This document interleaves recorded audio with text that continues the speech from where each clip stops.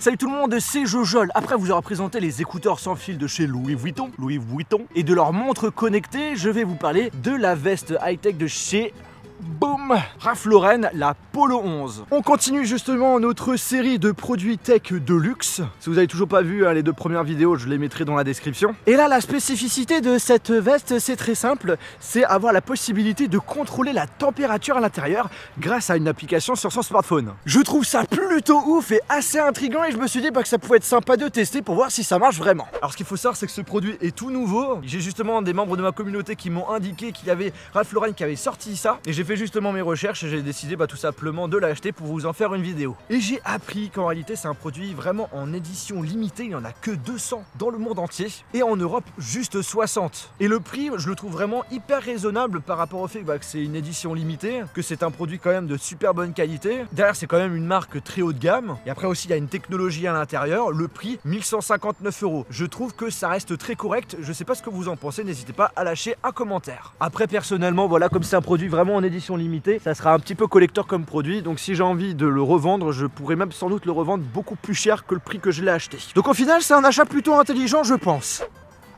Hop là. Alors le style, soit tu l'aimes soit tu l'aimes pas, je peux comprendre que ça puisse pas plaire à tout le monde. Voilà, c'est un style assez futuriste, t'as l'impression d'avoir un truc de la NASA, il y a des choses qui ressemblent vachement, on a un petit drapeau américain, la couleur blanche, le rouge assez imposant. Et en fait c'est tout simplement normal puisque cette doudoune a été fortement inspirée par rapport aux combinaisons des missions spatiales à la fin du XXe siècle. Là les amis, vous êtes en train de vous poser la question, mais comment on fait pour mettre cette veste? Parce qu'à première vue, la seule tirette qu'on voit c'est celle qui est en haut. Alors en fait c'est très simple, à votre gauche au niveau du bras il y a une grande tirette qu'après il faut rentrer la main à droite puis ensuite mettre la tête à l'intérieur, voilà. Et là maintenant le but du jeu, c'est assez compliqué, c'est de fermer la tirette. Après ça sort de l'ordinaire, on va pas se cacher, mais c'est pas très pratique. Super, j'ai coincé la tirette, on recommence, hop là.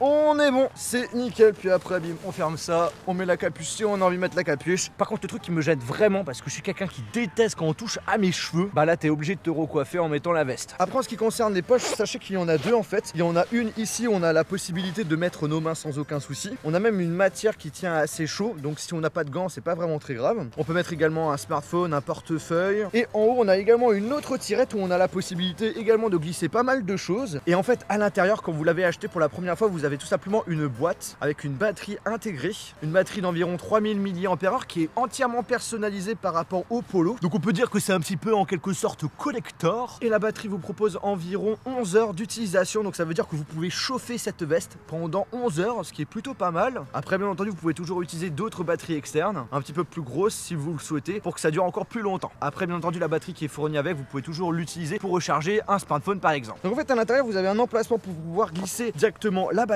Et vous avez aussi à l'intérieur un câble USB qu'il faudra brancher sur une batterie externe afin d'alimenter le système. Et en fait ce qu'il faut savoir c'est que c'est une réédition d'un modèle qui est sorti dans les années 90 et qui a notamment un gros changement, la possibilité de changer la température à l'intérieur de la veste. Et justement comment ça marche? Donc là j'ai téléchargé l'application qui est gratuite à la fois sur l'App Store et sur le Play Store qui s'appelle RL Heat. Pendant plus d'une heure voilà, j'ai testé la veste sans le système de chaufferie pour voir justement le avant-après, voir s'il y a vraiment une différence. Donc je rentre dans l'application, là on me demande de coupler, donc du coup bim j'appuie sur coupler, mais après je suis un petit peu débile, je ne l'ai pas alimenté, donc du coup bim je prends la batterie. Alors là j'ai pris la batterie qui est pas fournie de base avec, tout simplement parce qu'il n'y avait pas assez de batterie dedans. On recommence, échec du couplage, t'inquiète pas, là ça va marcher mon pote. Voilà, super, c'est connecté. Donc sur l'application on a la possibilité de changer le niveau de la température, soit là voilà c'est éteint donc c'est 0, soit max et c'est le plus élevé. Et en fait à ce qui paraît ça peut monter jusqu'à 32 degrés. Dommage que justement on n'ait pas d'indication pour savoir exactement la température qu'on a dans la veste. Donc du coup vous gérez par vous-même la température. Là justement je le mets au max pour voir une différence. Et là je m'étonne pas, je sens justement au niveau du dos une chaleur en train d'arriver. Ouais ça chauffe, c'est dingue. Voilà, c'est même brûlant là, c'est même brûlant. Ouais, je vais un petit peu le baisser. En fait à l'intérieur du... C'est incroyable, c'est abusé la différence entre avant et après. Là j'ai vraiment ultra chaud, j'ai l'impression d'être dans un sauna, tu sais. Bon alors je disais qu'en fait à l'intérieur vous avez un drapeau américain. En fait c'est là où part la chaleur. Et en fait cette chaleur va être diffusée dans toute la veste par l'intermédiaire d'encre de carbone et d'argent qui fait office de conducteur. Franchement pour les personnes qui passent leur temps à aller dehors, ce genre de veste c'est la folie.